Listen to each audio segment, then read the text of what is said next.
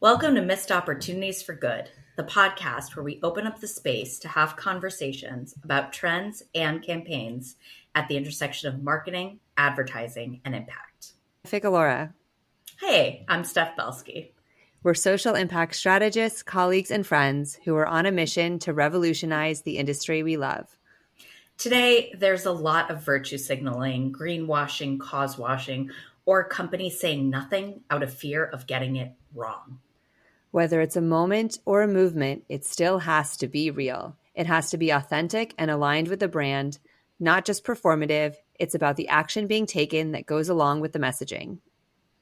So we're here to highlight who's doing it well, what could be better, and how companies can stop leaving money and the potential for real social change on the table. Our guest today on Creative Conversations is Emily Siegel. Emily Siegel is my friend and colleague and the president and a founding partner of Lafayette American, a design, strategy, and creative agency in Detroit. Emily started her career at Teach for America in New York City, but her career in marketing really began at Nielsen in 2008.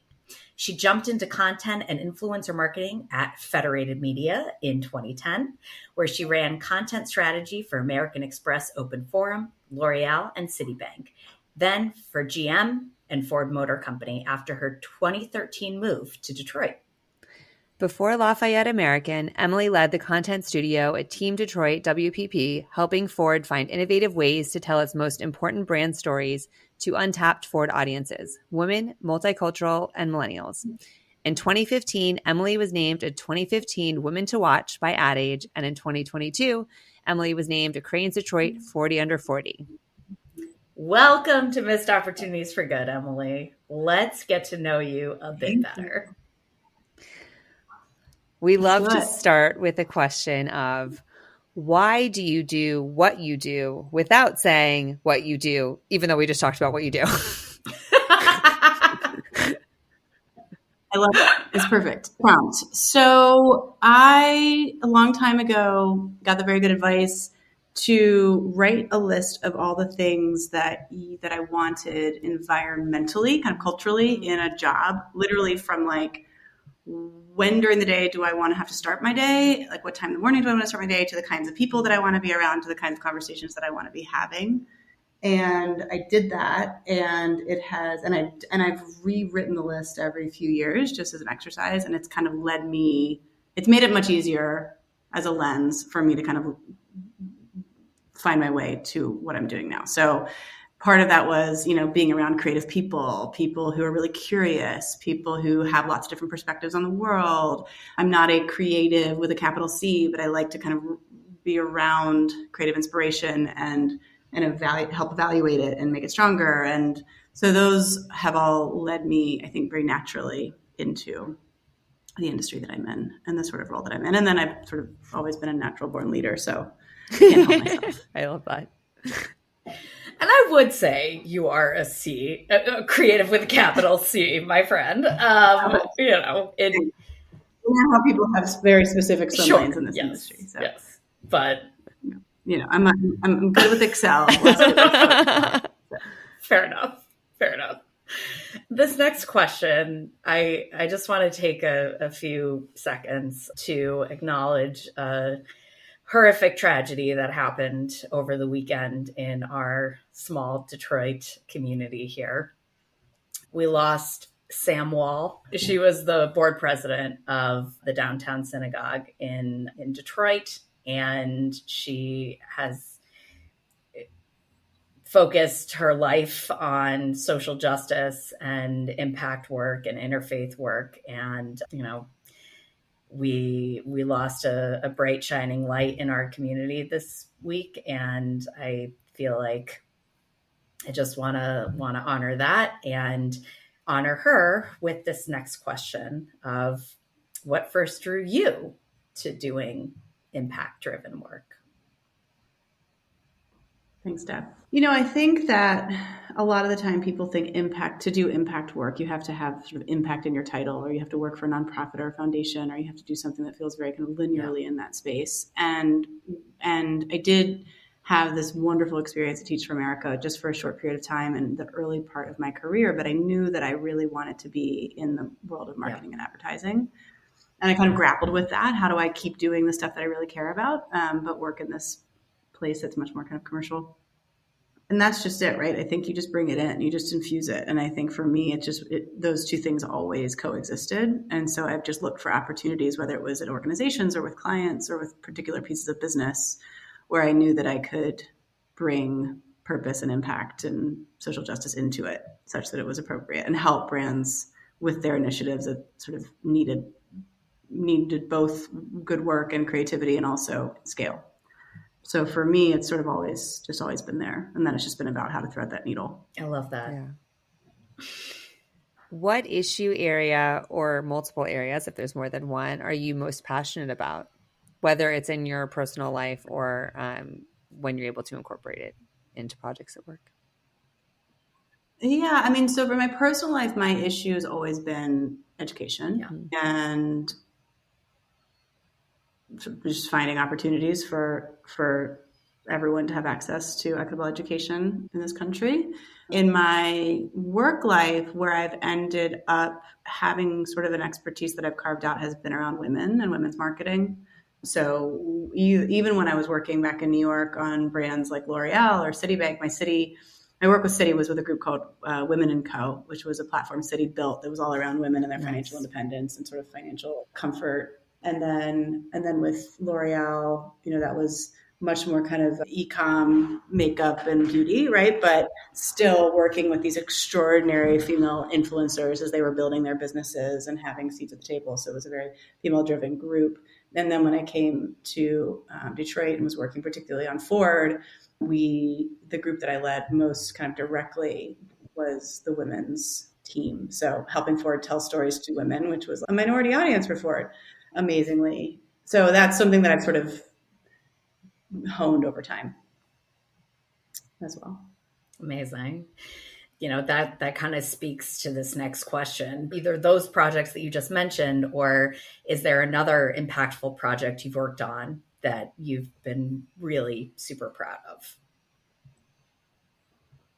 So there was one program that I was thinking about recently. Again, I was in a meeting recently and brought it up, which was really extraordinary because it did allow me to sort of combine all of those things in one: education and women and engineering and automotive and STEM. And that was when we worked with Ford and the Girl Scouts to bring Pinewood Derby to girls. Nice. So we were looking for an opportunity. It was like, how do we do STEM for Ford in a way that doesn't feel like an overreach, right? Like feels like an area where they have permission. And we started looking at all these stats, and actually the Always Like a Girl work, some of the strategy behind that was all about this age at which girls, shift the way that they perceive themselves and their abilities. I think it was like 11 or something. I forget the exact.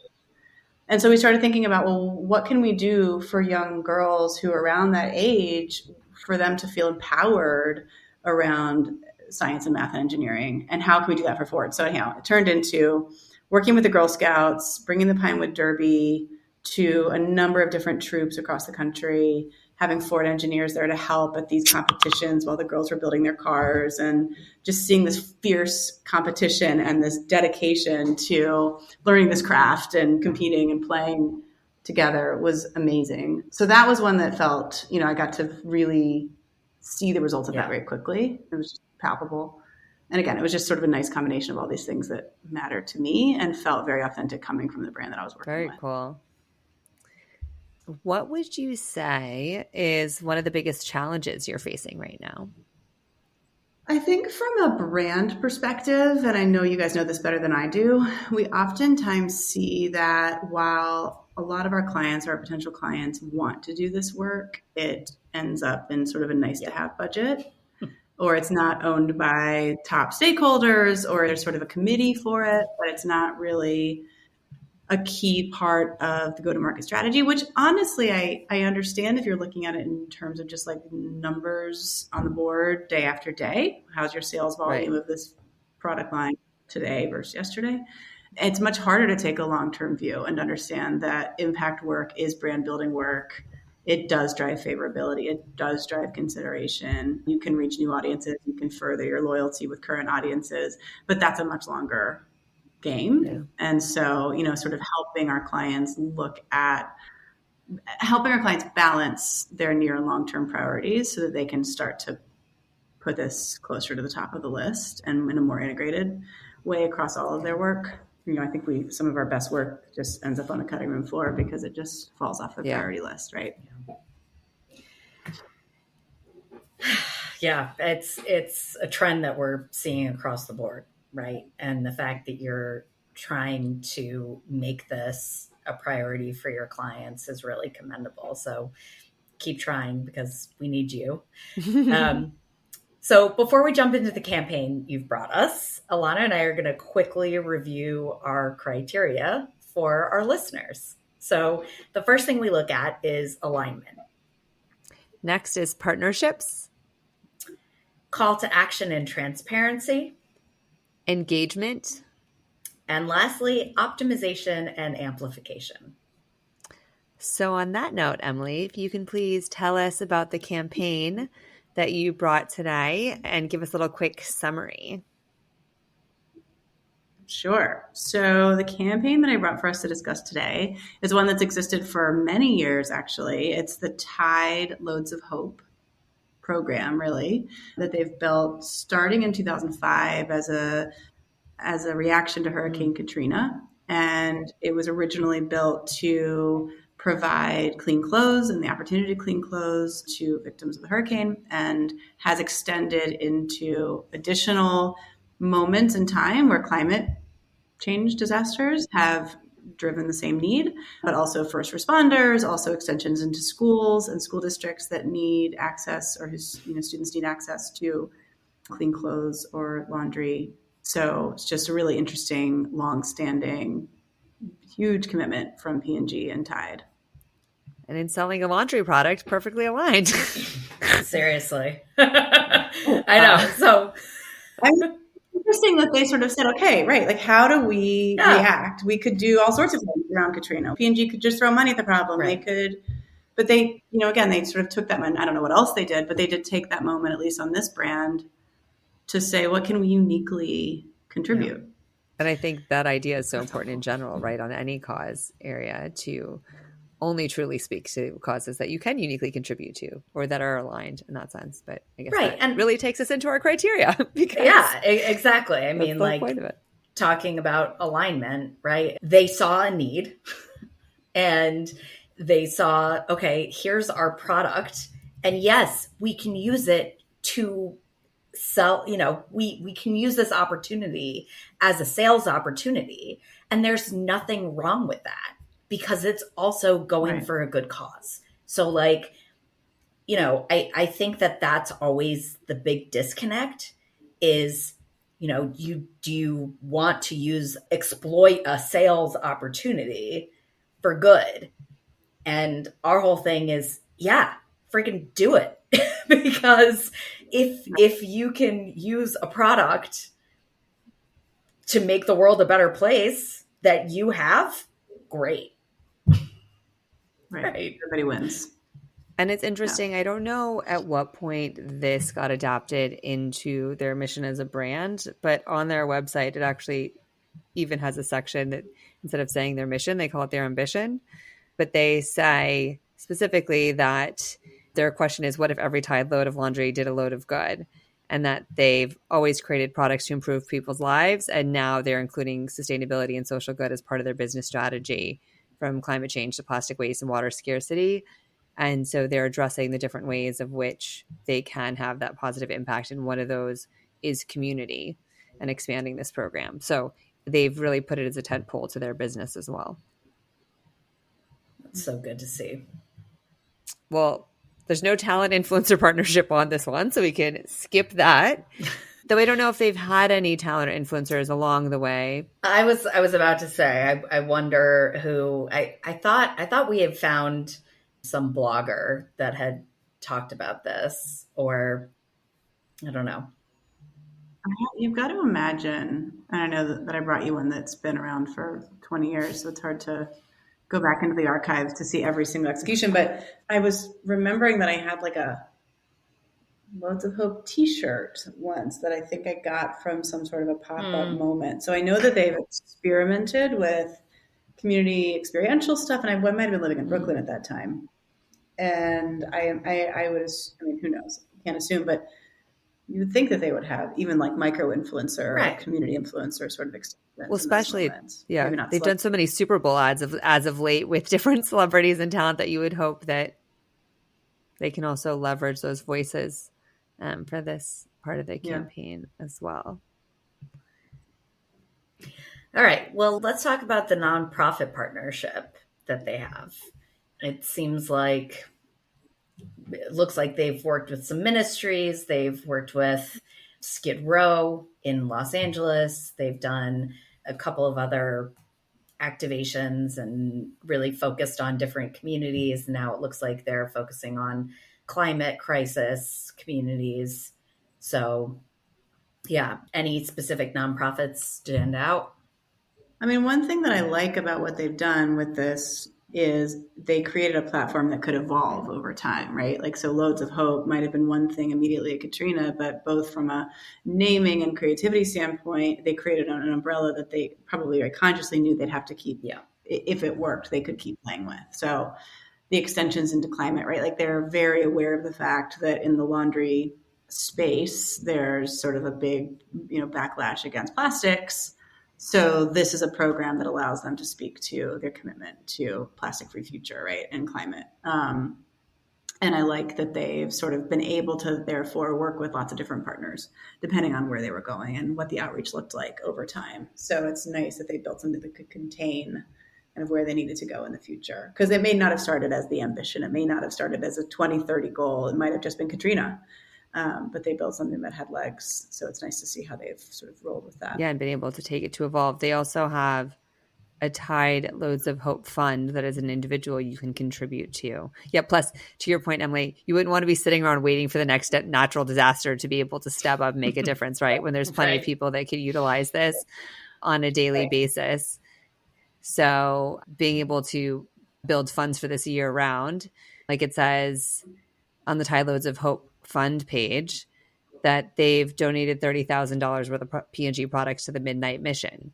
It seems like they have really expanded where they reach and then utilizing these nonprofit partnerships in a way where they know their local communities and can engage on the ground, and they're not relying on themselves to decide what that looks like. But I think making those partnerships make sense. Yeah, it's interesting too, just looking at some of the partnerships that they've done, it looks like with even creators. So, or I guess creative organizations. Looks like they did a documentary series with Story Lab that shines a light on homelessness and shines a light on Skid Row. And we've done a lot of this work too with some of our foundation partners, whether it's Skillman or Ralph Wilson, where they've said, we don't really want to talk about what we're doing, but we do want to shine a light on the issues that we're trying to help solve, because more people need to know that these issues exist. We don't want it to be about us or even the work we're doing. We just want it to be about awareness of these issues. So it's nice that Tide, it looks like, at least in this one case, is working with other sort of storytellers to help just shine a light on the issues that people are facing. Yeah. And also building partners with other brands, it looks like. Been talking about the trucks that they have, because obviously you can't wash clothes with just detergent. You need something to wash it in. And it says that in the Matthew 25 Ministries trucks, they're equipped with washers and dryers that were donated by Whirlpool. So building those cross-brand sponsorships is really great and important as well. Yeah, I love this. And expanding to provide clean clothes to people experiencing homelessness on Skid Row, like we mentioned. The Midnight Ministry, they created the first permanent Loads of Hope laundry room. And that's huge for homeless folks to be able to wash their clothes is, something that the rest of us take for granted. And the fact that they're really taking action where it's needed most. It's fantastic. It's really, Yeah. I mean, again, I think, Alana, as you mentioned, it's like there's the natural disaster moments where the need spikes, right? But Steph, to your point, there are these micro moments happening in everyday lives all the time. And this is something that Tide sort of can shine a light on that maybe no one else was talking about, except for sort of school district by school district or hospital by hospital or ministry by ministry. So both helping solve it and create awareness of the issue. I know my son's school has laundry. It was a big deal when they got their laundry machines, and I hadn't thought about this as an issue for a child, right? But it's a huge thing. It just restores dignity, right? Having clean clothes in the same way that a shower makes you feel clean. Being able to present yourself with clean clothes is a huge, just human dignity access that's so important. And in P&G doing that microdoc, so I was just then looking up the docuseries. P&G also does, I feel like, really truly stand behind these causes, and they're not one-off. When I was working on Skid Row Carnival of Love in 2020, P&G was one of the big sponsors of our event, which is interesting that this came out in 2021, the following year, especially during COVID. But we were with P&G on Skid Row that year. So it's nice when you see brands really stick to an issue and continue to build in that community. Yeah. Donation and monetary investment. Is there anywhere that we've seen that talks about donation involved, or is it more about the product? What would we say is their investment in this issue area?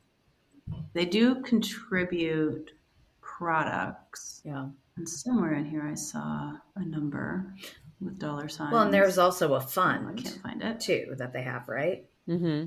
But it's also interesting that they don't have that transparency here. Yes, we've partnered with schools in need to provide detergent and laundry products, but how many schools? Where are these schools? How can people get this program at their school? Right.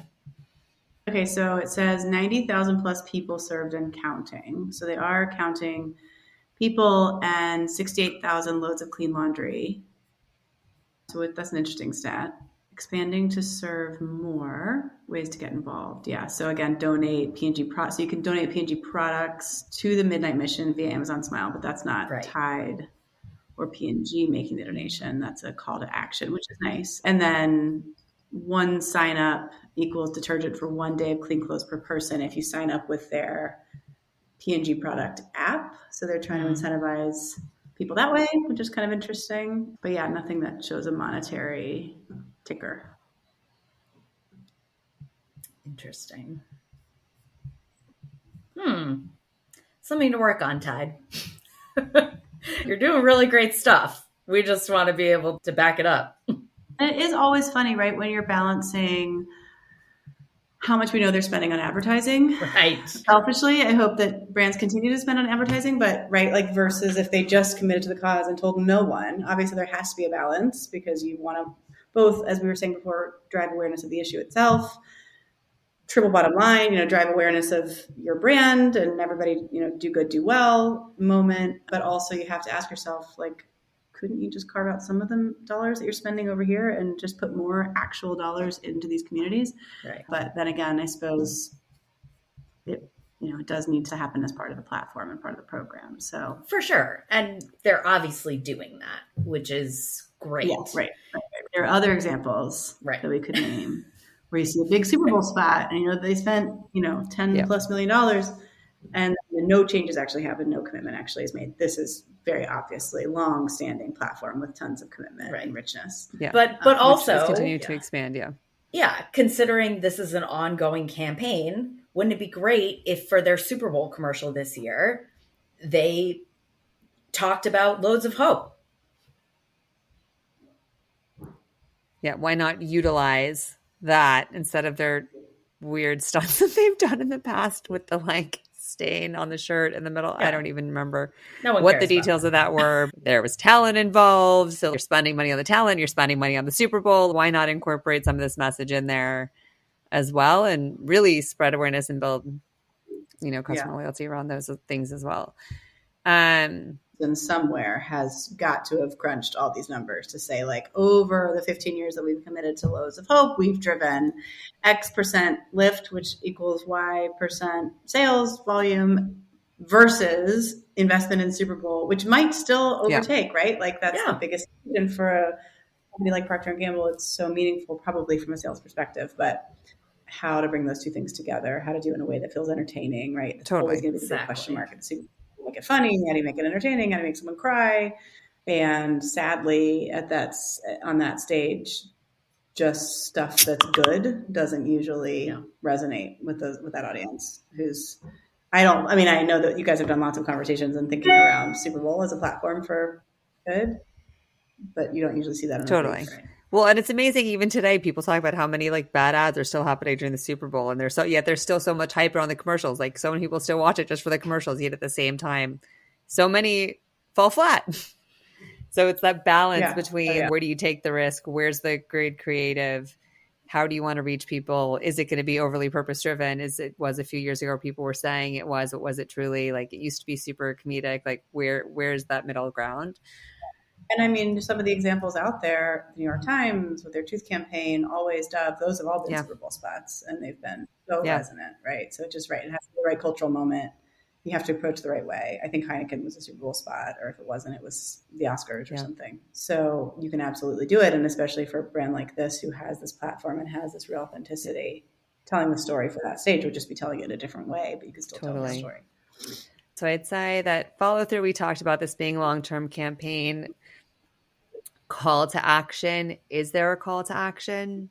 It seems like there is, I think, either how you can donate or where you can purchase Amazon products for the wish list of Midnight Ministry. Like those are all calls to action, but like we had talked about, maybe something like if you have a school that you want to nominate, or if you are in a community that needs clean clothes or whatever it may be, right. Get in touch or submit your nomination here or something like that, just to let people know that you can take action to help your community. And that would also, add in that community engagement and customer component to it also.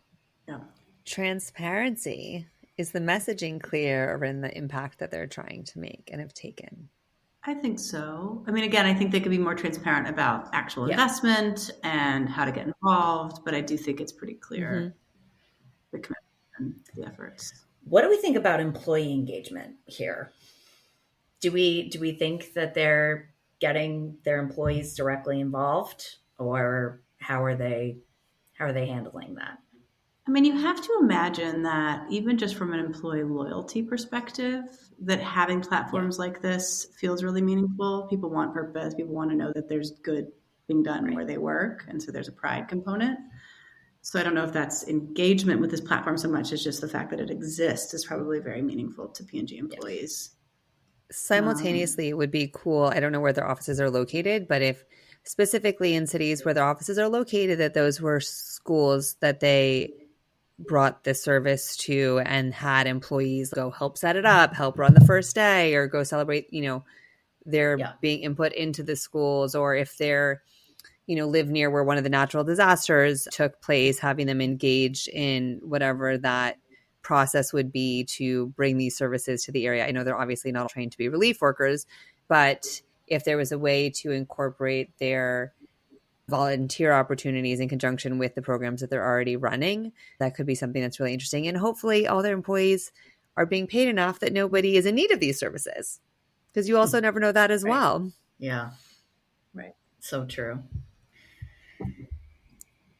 Yeah. So what do we think is a missed opportunity for good or an opportunity for greater impact? I know we've kind of touched on them throughout, but if we could make one recommendation to Tide and P&G right now, what would it be? I mean, I think Alana, you nailed it. The fact that this has been going on for so long, but existing in sort of a parallel universe from the kind of tier one go-to-market Tide comms out there. I mean, I know that they invest quite a bit in this, but is there a way where this could become, in the same way that Campaign for Real Beauty, became the lens through which every Dove communication is created, at sort of at that highest level. Could Loads of Hope be what Tide is just hanging everything on? That feels like you're just missing the scale by not doing that. And Loads of Hope in that sense too, the name of the program could encompass so much. It's not even specific to laundry in the same way. Like while their sustainability activations aren't, the cold water campaign isn't directly correlated to Loads of Hope. That kind of is a Loads of Hope for the future of the earth, right? By washing your clothes in cold water, you're in theory helping in the fight against climate change by saving energy and water use and all of that. And so you could really take that Loads of Hope campaign and expand it to incorporate so many of those other messaging components that they're using on a broader scale and bring more of a focus to the impact, I think. And obviously, I know we didn't know what their in-person activations are other than we know that they have had things over the year. But I think continually to have in-person activations where you're engaging local communities in addition to the community you're serving and bringing those two together, I think is always really powerful. Yeah. An organization that I've gotten really involved with is Dignity Grows, right? And they are all about providing hygiene products and for people who menstruate and also for houseless folks. And so, being able to kind of create some sort of partnership with Tide and Dignity Grows to say, hey, this is part, like we talked about, this is part of human dignity, of being a human being, and cleanliness is a human right. And so being able to activate different partnerships that way and kind of expand their program, I think would be tremendous. Thank you, Emily, for joining us. Thank you for letting me do this with you guys and judge someone's work and tell them how we put on our judgy hats. It's just a phone call away, so we'd love to help. Yes. Where can folks learn more about you and your work? Oh my goodness. LafayetteAmerican.com is the best place to start. There's an email address, hello@LafayetteAmerican.com, if you want to reach out to us directly. Secret. I get all of those emails. As do a couple other folks, but they come, there's no bots there. And, check us out on the socials because we're pretty active there as well. And we do like to speak up about things that, again, feel like we have permission to speak up about. So hopefully it's a good follow. Amazing. So. And is there anything else you would like to share with the audience before we sign off? I know we're having a pre-conversation about that responsibility as business owner now. Happy to give the platform. I think one of the things that I think a lot about, and going back to the question about kind of where did you first decide that you wanted to be involved in impact, I think as a business leader, ever at any point in time, but particularly now, you sort of have to be focused on purpose and impact because of the world that we're living in. And at Lafayette American, we have a stand-up every morning at 10, which started during COVID and just has continued because it's such a good touch point for the team, and the team is so distributed that we love it. And, as we've been facing everything that the world has faced over the last even just 3 years, we've gotten on the phone every morning together on Zoom and looked at each other's faces and kind of gauged how everyone is really doing. And through COVID and George Floyd and Black Lives Matter and the movements around that lasted and should keep lasting, but certainly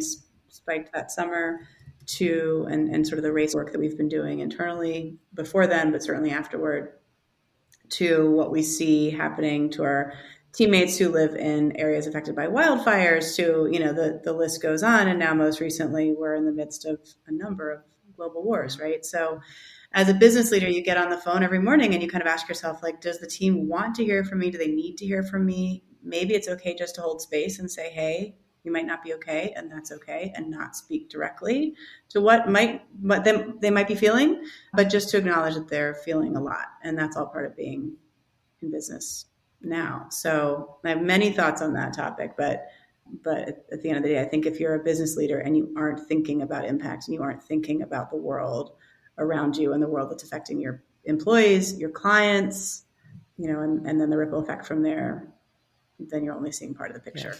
Well, and to give you your flowers a little bit, Emily, like, one of the things that I'm most inspired by you as a business leader and by Lafayette American as a business is the community engagement piece that you bring into your company culture. Seeing you participating in breast cancer awareness runs and races, and also, all of the amazing work that you've done around supporting gun control and, just, I mean, you wear your values on your sleeve and in your communications, and that's critical. I think you're doing the work, and just want to say thank you. Thanks. I mean, I think from a community, thank you for that. It means a lot to us. It means a lot to the founding team. It always has. It's sort of always been part of what we were building. And it's been funny, actually, as we've thought about our brand and kind of our ambition, wanting to be known as an organization that cares deeply about doing what's good. And also an organization that wants to sell a jillion of your products, and it's like those two things can coexist. And so quickly, I think people like to kind of label you as, oh, they're a social good agency, or it's like, well, we're just a group of people who believe in putting good communication out in the world and doing what's right. And we have the power of being a small business. We're not owned, we're independent, and we can sort of say what we need to say about things. And we don't care that much about the folks who may disagree. That isn't to say that we don't encourage conversations internally, or that we wouldn't encourage conversations with clients. And we certainly think a lot about the sort of clients we bring on, so that we know that we are working with people who kind of believe what we believe on an individual basis. But we feel a lot of not just freedom, but sort of obligation to use whatever small platform we have the way we can. And the gun control piece, we, for Mother's Day this year, and then again for Father's Day, we had so many little spots or little activations prepared. And then we just kept asking ourselves, like, does anyone in the world need another advertising agency to do another gun control PSA? Like, are we just doing this because we want to win an award? And I'm not knocking some of the extraordinary work that agencies have done. The Sandy Hook Promise work, I think Droga did in particular, was really stunning. And I mean, difficult in all the ways that it needed to be. But for us, it was like, no, what we want to do is just donate money. So we just did that, So those are those moments where you have to ask yourself kind of, what is the thing that we uniquely can do? Yeah. Again, just like Tide in their biggest, platform, what can we do, whether it's in the community or it's about an issue that matters to us. So one day at a time. How about bringing it full circle? Yeah. So thank you for helping us shine a light and learn from those who are doing it well, including yourself, and reducing the missed opportunities for good.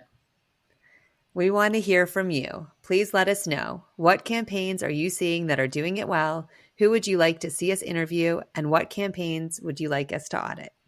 Thank you so much for joining us on our mission to revolutionize the industry that we love. Missed Opportunities for Good is a production of Alliance for Impact and Love of Good.